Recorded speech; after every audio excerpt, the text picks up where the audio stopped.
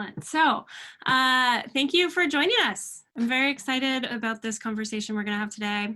More of a one-way conversation through webinar, but my colleague Elisa is going to be joining me. We're going to try and make it as interactive as possible with some polls. And if you'd like to build upon any thoughts or add commentary, please use the Q&A function on Zoom. That way everybody can see your comments and your input. For those of you that I don't know, my name is Christy Mertens, and I work at McPhee. We focus our practice on unleashing the performance of leaders, of teams, and organizations. And I'm thrilled to have this conversation with you today about decision making, because I genuinely believe that if we can unleash the ability to improve decision making in organizations, everything else can follow behind that. So great area of topic, great area of focus. Please feel free to chime in on the Q&A. If you didn't hear me say that before, that is a function that allows everyone to see your comments, and we'll get started. Before I move into the actual presentation, I'm curious, for those of you that had some time with the stats that are up on the board, which one do you think does not have evidence base behind it? I don't need to necessarily share feedback on that one, but I think it's interesting that all around the internet, if you look up how many decisions does an average adult make in a day, there is a rumor that it is 35,000 decisions a day. But there is no evidence base that we can find behind that. The rest of these stats that you see on the screen are absolutely researched and guaranteed. What is proven, though, by neuroscientists is that they believe we have about 70,000 thoughts per day. So it's hard to believe that every other thought would be about making a remotely conscious decision. But if I think about the fact that I'm about to itch my face with about 100 people watching me, that was a remotely conscious decision. Anyhow, what I want to talk about today with you are the decisions that we know are decisions, or at least the ones that we should know are decisions. Sometimes people don't even recognize the fact that they're making decisions, but hopefully through the conversation today, we start to bring a little bit more clarity into what decisions are. And every simple decision that we make has the chance to have profound ripple effects. So I love this visual here. And why is that? Whether it's choosing what I'm going to serve my kids for dinner tonight, that ripple effect is going to say whether we have a good night or not. Or choosing whether my kids go into French immersion. That ripple effect should affect their life into the long and distant future. Versus where our organization moves, what markets we choose to go into for growth, even bigger ripple effects. So every decision has profound effects, and it's movement, and it's moving forward. What I'd like to focus on, though, is what research says makes for effective decisions. How do you actually measure that? Well, naturally, it's the quality of the decision and the speed of the decision. Those are two key measurements for us to understand whether we're making effective decisions or not. So great. End of webinar. There you go. Make quick decisions and make them high quality. That's great, but one of the things we need to understand is what is the process through which we need to go through, and what are the potential bottlenecks along that process? So I will walk us through that process today, and we'll stop at each of the steps, and we'll talk about what some of the potential bottlenecks are or mishaps that happen along the way, so we can actually think about being more quick and efficient. Because with a process, if we follow it, we actually have the ability to be efficient and effective. So let's go after speed and quality. But before we do, I'm really curious to hear from everybody that's joining us today. So I have a little poll.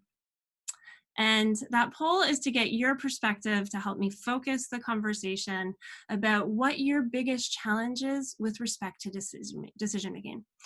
Please feel free. I think you can choose more than one answer. Would love to see what your responses are. So is the biggest challenge that there aren't clear decision rights or accountabilities? That speed is an issue? Is it accessibility to information and data? Is it risk aversion? Is it unconscious bias or lack of empowerment? Is it that there are limited options or scenarios when you're trying to make a decision? Or is it that we're not learning from previous decisions that we've made in the past? So feel free to put your responses in. And in a moment, we'll share the results there, and I can't wait to see what we say.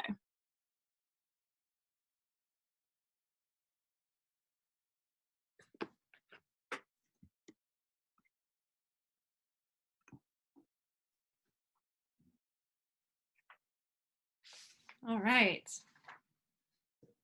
Let's look at our responses. Oh, I think a couple people are still voting there.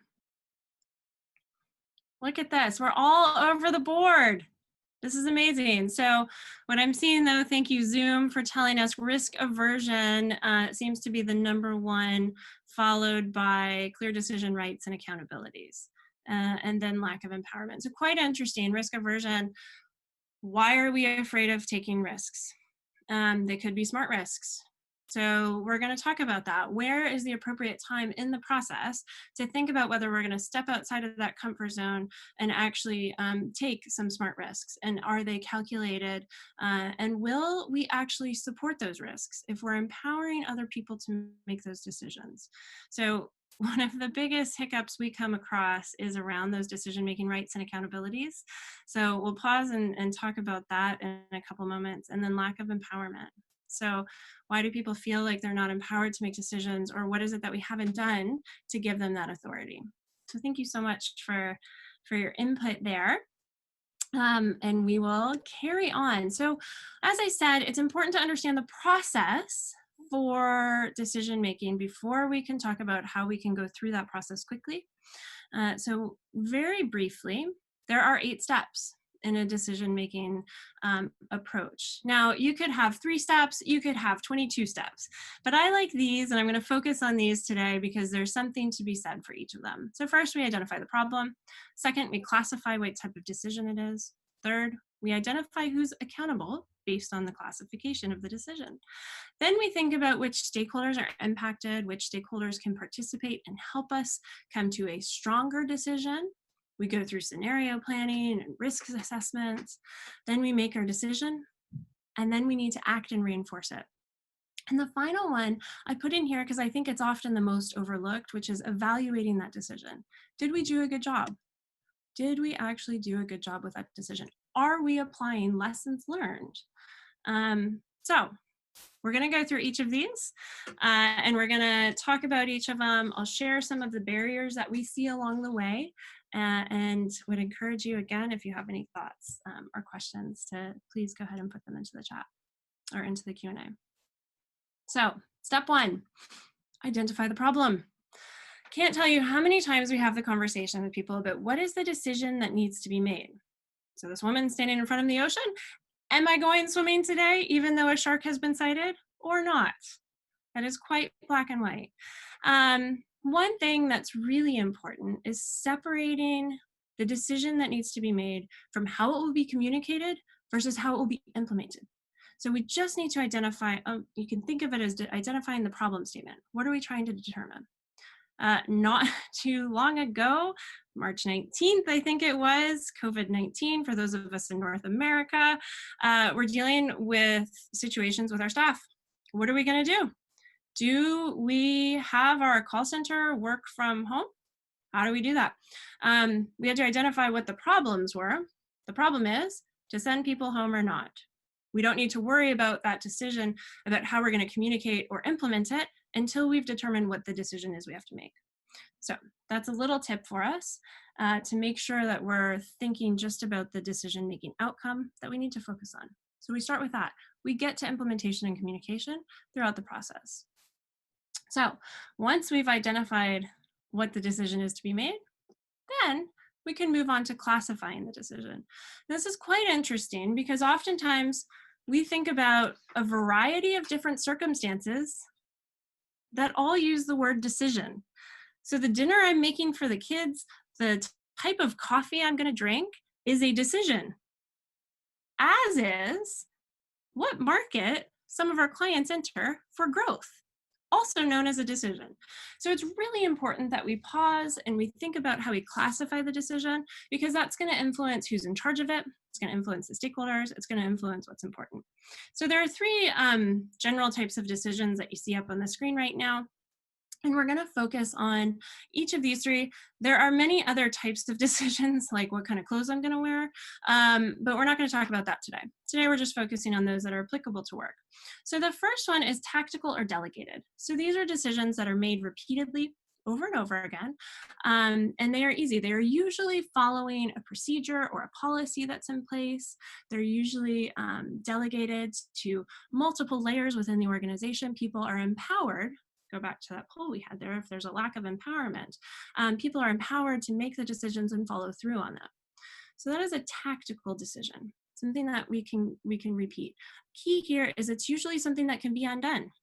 If it's hiring a frontline worker, that is something that can be undone if we end up not hiring the right person. Slightly different than cross-cutting. So cross-cutting decisions often are culminated when we have a series of smaller decisions made throughout different departments inside of an organization. So they're cross-cutting because they're going to impact multiple teams. These decisions, though, also are broad in scope, but they are familiar. These are not revolutionary decisions that are going to change the course of the organization. It might be about modifying our CRM system or modifying a process throughout the organization, making decisions of that nature. Broad in scope, but familiar. Versus what we call the strategic or the big bet decisions. These are quite different. This is about deciding what markets we're going to enter, deciding the future direction of the business. The outcomes of these decisions can impact the entire organization or most of the staff that we have within our business. So it's great. Yay, I can classify these decisions. Okay, no problem. But do I need all of the same skill sets and competencies for all of these? Definitely not. Definitely not. So what we want to think about with the first one, as we said in that poll, what's one of the biggest challenges that we have? We need to empower our people to make the decisions. We're going to talk about the process, but this is something that we really need to work on. Next, for cross-cutting, this is quite interesting because the skill set or competency that we need to work on is really refining our process for decision making inside of an organization, ensure that it's understood, and that we have effective meetings and stakeholder management. Multiple parties are involved in cross-cutting decisions. Tactical, it's fewer people. And then we need healthy debate. We need people to speak up, play devil's advocate, challenge one another. These are really important attributes or skill sets or competencies that we're looking for and required differently depending on the nature of the decision we're making. So once we've classified the decision, then we need to think about who's accountable. Okay, so we've done this before. Who's been in a meeting and you're like, great, this is a great meeting. We're having a great topic, but who the hell's going to make the decision? It's a very common predicament. We saw this in our poll at the beginning as well. How many times we go into these discussions and it's unclear who's making the call. It's unclear who has been assigned accountability. Now, sometimes people self-select for accountability, but that might not actually be the right person to make a decision. So ambiguity does not work. It is the enemy when it comes to decision making. We need clarity around roles and responsibilities. We need to identify the single decision maker. Single. Only one person can ever actually make a decision. You can consult with many people and many parties, but one person's going to make that decision. This person is going to have good judgment. They are going to have a bias for action because the decision is only as good as it getting implemented. And there's going to be clarity for this person on what the trade-offs are. And they're going to know who to inform and how to bring this decision to life. It's really important that we have a single decision maker. There's an intention behind the picture that's behind this one. The ship's captain is accountable. He makes those calls. What happened on the Titanic? Like, we've done the root cause assessment a million times over. It is ultimately the captain's accountability and responsibility for what happened there. So, depending on the nature and the classification of the decision, we assign somebody to be accountable. We hope that if it's a decision that is repeatable, if it is a decision that can be easily undone, If it is a decision that has a policy or procedure, we should be delegating those decisions. We do not need the decision maker to sit high up within the ranks of an organization. So keep that in mind to help you decide who should be accountable. Now, we've decided who the decision maker is. Let's talk about the stakeholders that are impacted. This is really important because if we think about the stakeholders that are impacted, that helps us to determine who should be involved in the type of decision that we're going to make. We want to think about having diversity of thought, especially for cross-cutting decisions, especially for those big bet decisions. Now, there has been research done to this, and it's really critical that we think about how many people we have at the table with us. It doesn't mean that they're making the decisions. The accountable person makes the decisions, but they can be consulting with between 2 to 6 people. It's a great way to reduce bias. It's a great way to think differently. And it's a great way to understand what expectations are of those that are involved in the ecosystem of this decision. So keep that in mind. Have 2 to 6 people involved in your decision-making process, and that will help you definitely get through. So now, before we go further, I have another poll for you because we've talked about the stakeholders that need to be involved. We've talked about who's accountable. Now I have a question for you. This is another poll, so please feel free to chime in with a vote. Do you believe that it is good practice to rely on intuition when making a decision? There's only 3 answers here: yes, no, or unsure. We'd love to see what your thoughts are. My colleague Elisa is going to close the poll in a moment, so get your votes in.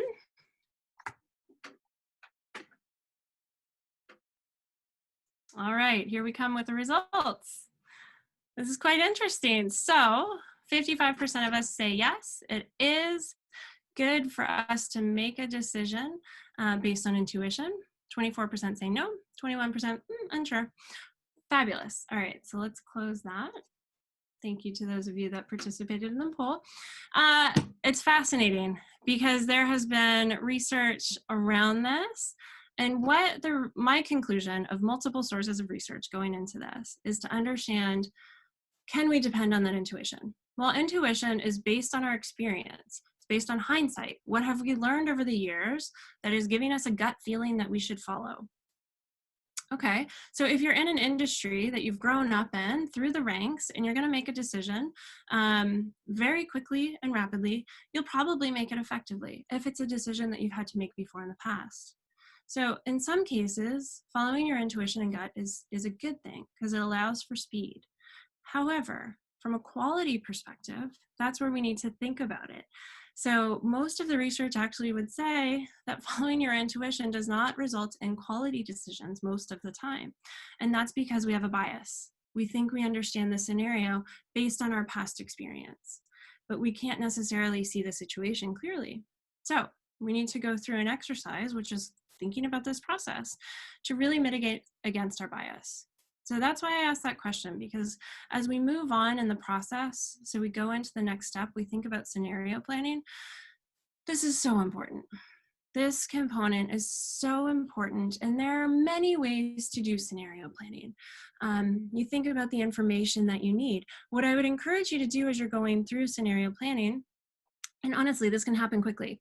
It looks like a lot of steps that need to happen, but it can happen quite quickly. The first thing to do is align on all the information. What do we know?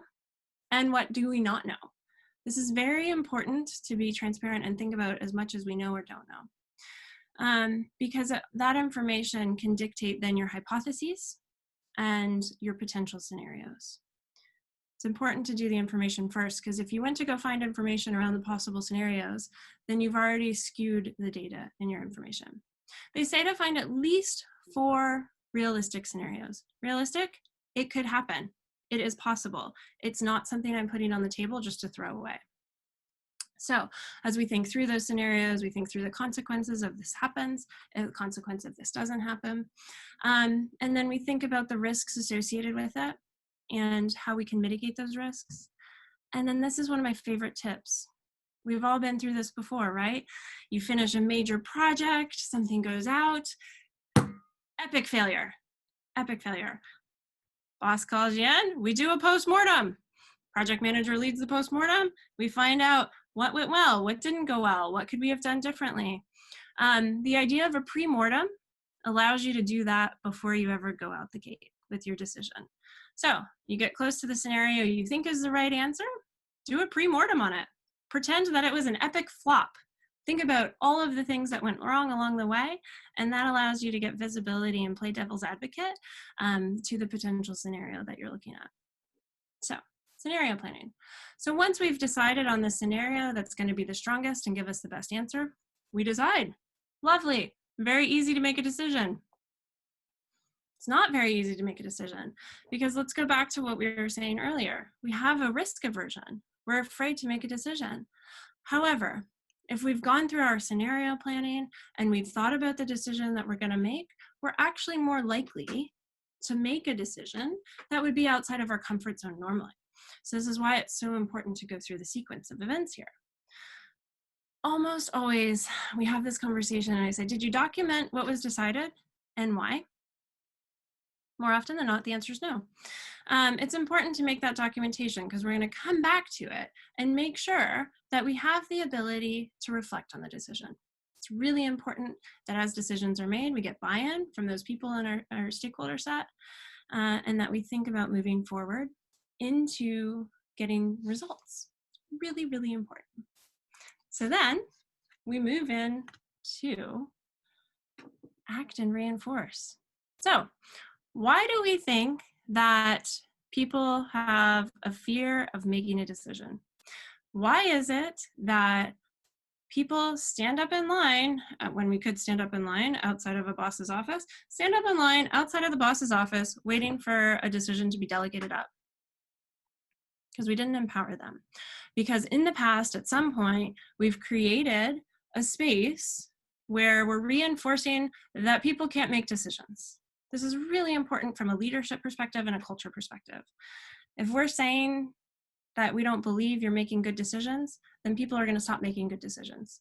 So you need to really reinforce the decisions that people make. We need to make sure that we have the right supports in, and if we've put the right person in at the right level to make the right type of decision, we should be able to reinforce those for them. We should be able to create a culture where we're supporting those decisions and supporting those actions. So as we think about that, we need to think about the decision being made. We need to think about what's required for implementation. We need to think about who needs to be engaged. We need to think about making sure we have the appropriate reinforcements, as I said. And this is going to start to create that culture and that space for people to feel like they are really part of the decision and that they are empowered to make those decisions. This is the most important step, honestly, because oftentimes, in fact, I was on a call last week and somebody said, yeah, we're really good at making decisions. We just don't implement any of them. So the decision point, step 6 was just the beginning. Step 7 is where it comes to life. And this is where we need to make sure we communicate horizontally and vertically, let people know. And then finally, we move into evaluating. Are we evaluating what we do? Are we following through and having successful decisions? Very simple step. I always say to schedule this on our team. We have after action reports as projects complete. We should have after action reports as decisions are made. And we should ask ourselves a few simple questions. Did we choose the right course of action? Did we decide quickly enough? And did we follow through? Very easy. That way we can apply lessons learned as we move forward and we can get better and more efficient and we can move more quickly through the decision-making process, and we will watch the quality of our decisions improve as well. So those are the 8 steps. Now, before I let you go, this is like a ton of information about a process, but there are also some tips that are hidden in the background here that are very easy to implement, some of them a little bit more difficult. So I would love to share those tips with you. So it's a good time to take some notes or do a screen grab if you need to. The first one, though, is so simple. And I've seen this time and time again in terms of effectiveness. It's validated by research from a PhD that actually won a Nobel Prize in economics. And he says the number one thing you can do in your organization to improve decision making is to set meetings for decisions. I've seen it in play. It's very easy to implement. You have to have an agenda. Cool. Who needs to be there? It needs to be the person that is accountable for the decision, and then the stakeholders that are necessary to be consulted. Too often, we have people showing up at meetings and just sitting there and not knowing why they're there, so they do other things. We need to make sure people have access to information in those meetings and that it is a generative, productive time. You'll start to know if you're successful here if fewer people are sitting through meetings and they don't know why they're there. The next one, measuring skill sets. So this is often overlooked, but it's quite fascinating that you can actually build in to your performance reviews and your departmental reviews whether people are effective at making decisions. So do employee surveys as well. You're going to measure things like how quickly we make decisions. How is the yield, meaning the impact and the ability to actually implement the decision? The quality of the decision, how much effort went into it? These are all good things for us to measure and keep track of over time. The third bucket, this is my favorite. This is institutionalizing the process. So a variation of what we've talked about today, and importantly, behaviors to mitigate bias. Ingraining in ourselves the approach to play devil's advocate, the approach to challenge one another objectively, for decision makers and leaders to really genuinely delegate and empower people and coach them to improve their skill sets and decision making, and that we practice those behaviors ourselves and they become regular parts of our organization. The next one is making sure that we have decisions happening at the right level. So this is hard to do, but with practice and time, we start to think about who can make those 3 different types of decisions, and that we've coached people on how to make their decisions, that they are aligning to our strategy and they are creating value for the organization. And you'll reinforce those through the culture. Couldn't put this up here without having conversation around the cultural alignment. So as leaders, what precedent are we setting for decisions? Are we overly optimistic? Are we realistic? Do we encourage people to make smart choices? Do we reward them for those choices that they're making? Do we encourage by demonstration an appetite for smart risks? And are we supporting with the appropriate follow-throughs? So those are some tips that you can take home. Happy to share those with you. And I think we're up at time. So with that, I will say thank you for joining us. And this is a workshop that we have converted into a webinar. So if this is something that would be helpful for your team, there's a much longer version where we can actually work through these opportunities with your team. Would love for you to keep in touch with us so you can see the sign up for our e-newsletter, mcphee.ca/newsletter-invite. Would love to see you on our next webinar and as we share thought leadership. So thank you for joining.